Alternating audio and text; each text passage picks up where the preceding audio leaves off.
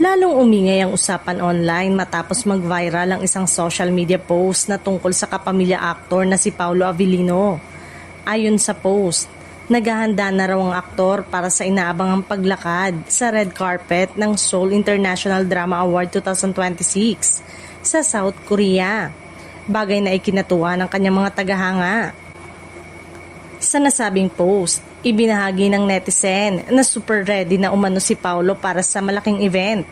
Bukod dito, hindi rin ito napigilang purihin ng aktor dahil sa kanyang kagwapuhan. Dahil din dito, mas lalo pang naging excited ang mga taga-suporta ni Paolo Avellino na umaasang masisilayan nila ito sa isa sa pinakamalaking drama award sa Asia. Kasabay ng naturang post ay ang panawagan ng publiko na ipagpatuloy ang pagboto para kay Paolo sa Outstanding Asian Star category.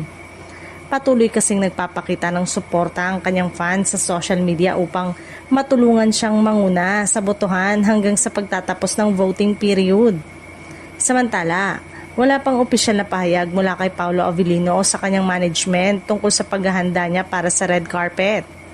Gayunpaman, kumpirmado ang kanyang nominasyon sa Seoul International Drama Awards 2026. Kaya naman, hindi malayong dumalo siya sa prestiyosong event kung saan inaasahang magsasama-sama ang mga artista mula sa iba't ibang bansa sa Asia.